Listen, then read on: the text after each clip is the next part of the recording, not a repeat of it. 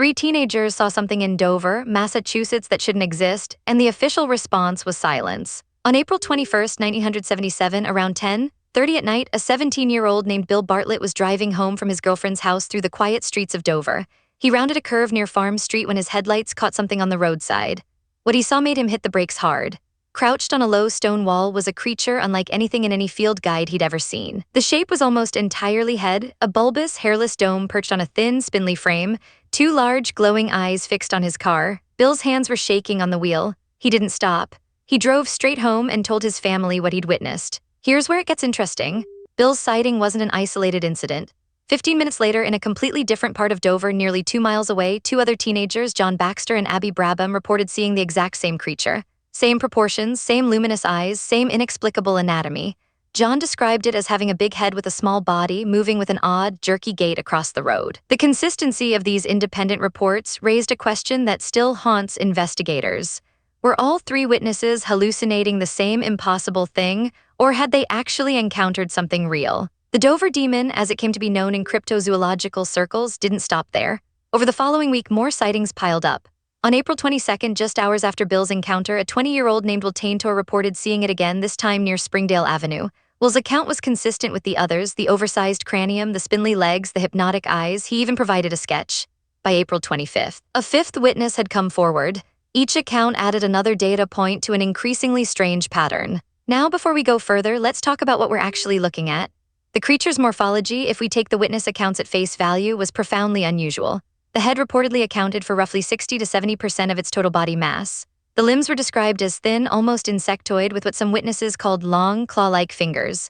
It moved with a gait that seemed neither fully bipedal nor quadrupedal. One witness described it as hopping. Another said it scrambled. The eyes, always the eyes, were said to glow with an amber or reddish light. No known animal on Earth fits that description. The logical first move: check the records. Did Dover police investigate? Yes, sort of. Local authorities took reports but offered no explanation. No search was launched. No wildlife expert was brought in. No press conference was held. The town's official response was essentially to let the story fade, and it did. By early May, the sightings stopped entirely. The creature vanished as mysteriously as it had appeared. The silence from authorities wasn't reassuring. It raised a different question. Did someone know something they weren't saying? Fast forward to the present day, and the Dover demon remains one of the most documented cryptid encounters in American history, yet also one of the least explained. The witnesses were never proven to be liars. None of them recanted. Bill Bartlett, in particular, maintained his account with consistency throughout his life. He wasn't seeking publicity. He was reluctant to talk about it. That restraint, the unwillingness to sensationalize, is actually a marker of credibility in witness testimony.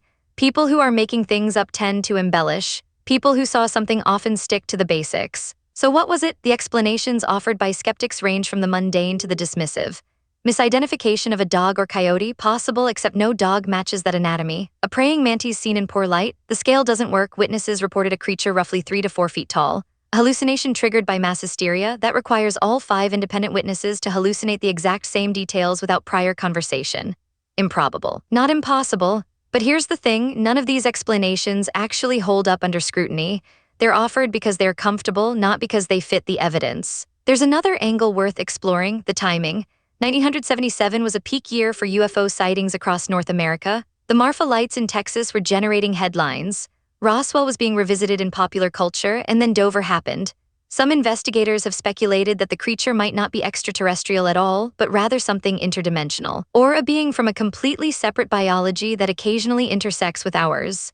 It's speculative, sure, but it's also not any less grounded than dismissing the sightings outright. What makes the Dover case different from other cryptid sightings is the geographic clustering and temporal compression.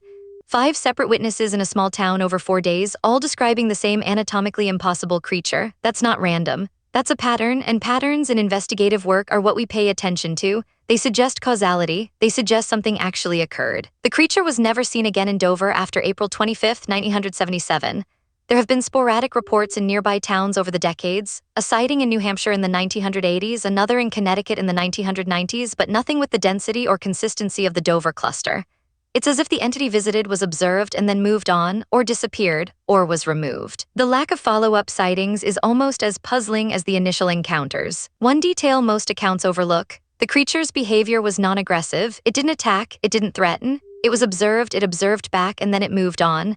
That's not the behavior pattern of a dangerous animal defending territory. It's the behavior of something curious, something that was as aware of being seen as the witnesses were aware of seeing it. That mutual recognition, that moment of contact between two conscious entities, might be the most significant aspect of the entire encounter. Today, the Dover demon exists in a strange liminal space.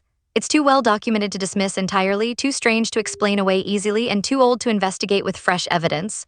The witnesses have aged, some have passed away, the original police records are archived but rarely examined. The case has become a footnote in cryptozoological history, referenced but rarely interrogated. That's unfortunate. Because Dover offers something rare: multiple credible witnesses, consistent accounts, and zero evidence of hoax or fabrication. So here's what we know for certain. In April 1977, 5 teenagers in Dover, Massachusetts reported seeing an anatomically impossible creature with a bulbous head, spindly limbs, and luminous eyes. Their accounts were consistent, detailed, and unrehearsed. No explanation offered by mainstream science adequately accounts for all the evidence, and the case was quietly closed by local authorities without resolution. That's not proof of anything. But it's also not nothing. The Dover demon remains unsolved, it remains unexplained, and it remains a reminder that the world still contains mysteries we haven't figured out, encounters we can't quite categorize, evidence we can't quite dismiss.